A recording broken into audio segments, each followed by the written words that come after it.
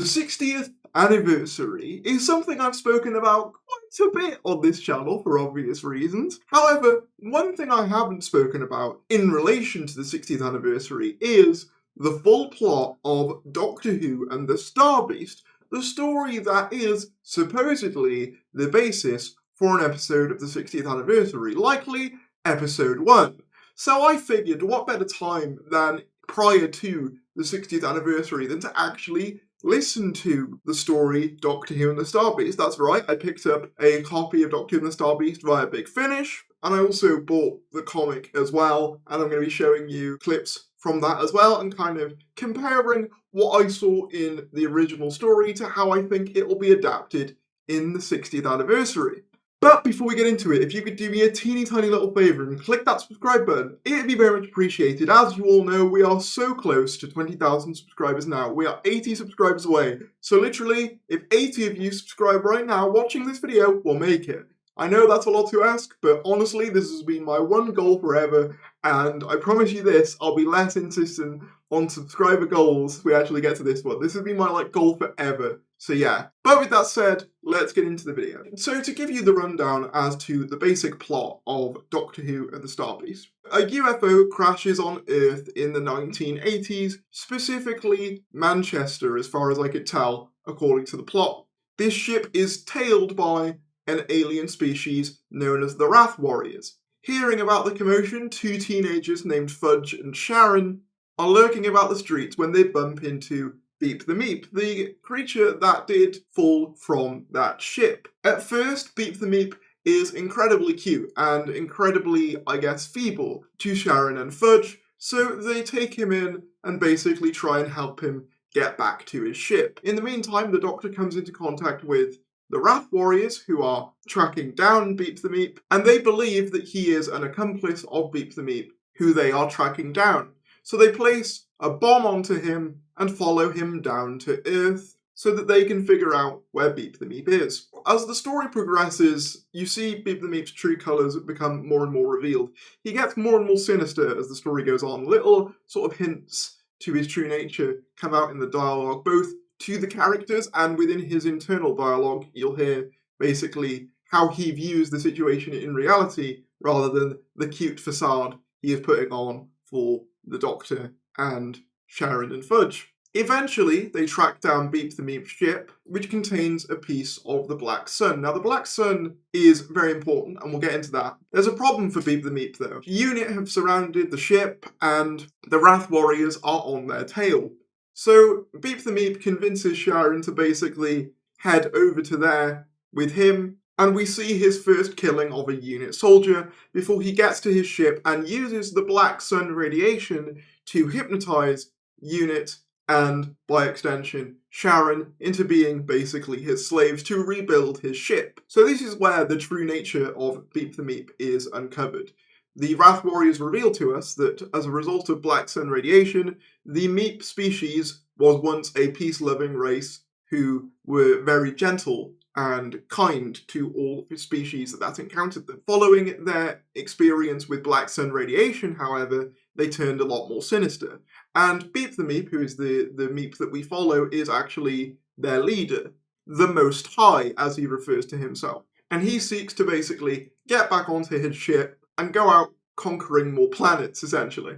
So the Wrath Warriors, who are basically intergalactic police, not too dissimilar to the Judoon, but in fact a lot more sympathetic, intend to bring him to justice. It's also interesting that they reveal that the Wrath Warriors are actually a combination of several different species in terms of their physiognomy, in a similar way to how the Krillitane are in Modern Who, only they didn't steal their elements, I guess they just evolved that way. Their exoskeletons being on the outside of their body, something which is the point of much comedy between the humans as well as the Doctor and the Wrath Warriors themselves.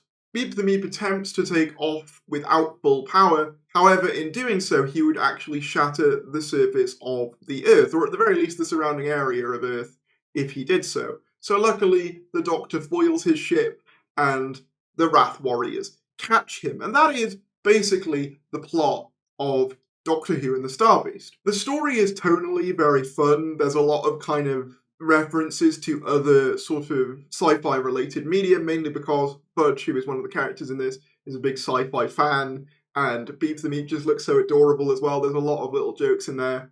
And like I said, it's a very fun story, but you'll notice some key differences in that plot to what we see in the 60th anniversary, but also some key similarities. I'll also make note of the fact that there are slight differences between the Big Finish and comic versions as well, which we'll get into in a bit. Obviously, you have the fact that it's the 4th Doctor on this adventure rather than the 14th Doctor. That much is obvious. However, in the 60th anniversary, it is not Fudge and Sharon, or people called Fudge and Sharon, who encounter the ship of Beep the Meep. It is in fact Rose, who we believe to be the daughter of Donna Noble, and we are also presumably in present day. So I would make the guess, because in Doctor Who and the Starbeast, Fudge and Sharon are schoolchildren, that due to the fact that Rose is supposedly 15, Rose will take on the role of Fudge and Sharon in the original story, basically being the unassuming teenager who takes Beep and Meep in, thinking he's this innocent, nice creature, only for him to then,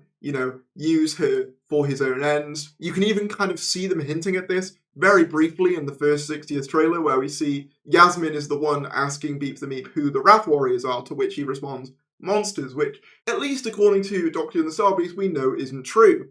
Some other key differences, though, include the fact that in both the audio and I believe the comic, the Wrath Warriors' eyes are described as being yellow in colour, whereas in the 60th anniversary, they are in fact red, and as well as that, the black sun radiation turns the slaves' eyes and those who encounter it black, whereas in the teasers for the 60th anniversary, it seems to be more of a glowy, I guess, bluey white effect. Now, it is important to state that with trailers, it's quite often the case that they'll basically manipulate things around to make them look different from what they actually are. So that could be the case here, or it could be the case that they are just changing up the colour and design of a few things. Often when it comes to things being adapted from comics, and even classic Who, colours and designs will be switched around, so that's not really anything too significant. I would still say, though, that it seems exceedingly likely that Beep the Meep will use UNIT as a workforce, as we see what looks like a ship being constructed in the trailer, as well as, like I said, the UNIT soldier with those weird-looking eyes. So that bit seems to be intact. I would assume that the Beep the Meep story, or the Starbeast adaptation that will be used in the 60th, will be episode 1. The lighter reintroduction to the Doctor Who universe before we get into the mad things that presumably include Neil Patrick Harris's Toymaker, maybe even Ncuti Gatwa, all of that stuff. In fact, Rachel Talalay, in edition of Doctor Who magazine, even implied that her story, which I believe is episode 1, is a much more classic Doctor Who affair, which Doctor Who and the Starbeast very much feels like. It's also notable to mention that K9 actually features within the comic version of Doctor Who and the Starbeast, whereas in both the audio version and presumably the 60th anniversary, K9 will not be present. So RIP K9 fans. Something that I do think will be interesting, though, is because in the original Doctor Who and the Starbeast story, Sharon and Fudge are exclusive to this adventure, which is to say, the Doctor only meets them in this adventure. He doesn't have as much of a personal connection to them as he would with, say, Donna Noble, for example. So I think there's a real opportunity for Beep the Meep to become a lot more manipulative towards the Doctor than he would have been with, say, Sharon, for example, who he does hypnotise. If Rose gets hypnotised, I feel like that'll have a lot more stakes, because obviously Sylvia and Donna are going to be horrified if that happens, even for a short time. And, to get even more speculative, that could be the thing that reawakens Donna's memories. Interestingly as well, Doctor Who and the Starbeast does also end with the Doctor taking Sharon on adventures in the TARDIS, which does somewhat mirror the ending to the scene that we saw filming last year, where we see Donna board the TARDIS once again with the Doctor. Obviously, it's slightly different because in the analogy that I've spoken about, Yasmin would be the Sharon replacement. However, I could see that being kind of reinstated only with Donna this time, to sort of symbolise the fact that, hey, the Doctor and Donna are together again, going on adventures. How exciting. I'll say as well, the Higgins in the original story, which are the family of Fudge, play quite a key role, and they're very fun, very down-to-earth. Mrs. Higgins in particular is kind of a very stereotypical mum-like character who's really not there for the alien shenanigans, which is a role that I could very much see Sylvia playing. It's funny too because they also make reference to Sheffield steel in the audio version, which I found interesting given that 13 Sonic is made of Sheffield steel, which we now know has been destroyed. I think it's also possible that maybe Wilf will briefly play the role that Fudge had, as obviously Wilf was always much more willing to go along with these alien adventures than, say, Sylvia or Donna would be before getting her memory back, for example. So he could be the one to basically be more willing to go along with the Doctor and basically all the alien stuff than either of the others, because Fudge is a big sci-fi fan, and obviously Wilf has a prior experience with the Doctor, and also just loves space as well. So yeah, the more I thought about the story, the more I kind of found connective tissue between it and what we've seen of the 60th story. However, as I said, there are obviously a number of different adaptational changes, which I'm sure will only become more apparent as more trailers for the 60th anniversary come out.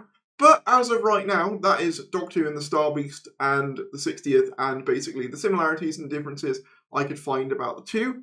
Obviously, it's important to note that just because I've drawn these parallels doesn't inherently mean that this is the complete plot for the 60th. I'm sure Russell will spice it up a little bit and there'll be changes and stuff like that, just because I said, for example, that, I think maybe Beep for the Meep will be more of an episode 1 thing and the Toymaker will be episode 2. That doesn't mean that the Toymaker won't somehow ingrain himself into this story as well, for example. I have no way of knowing really which bits Russell is going to adapt and which bits he isn't, at least at time of recording. I think once the 60th comes out, I'll maybe do a follow-up video going over all the key changes made between the Star Beast comic and the TV adaptation.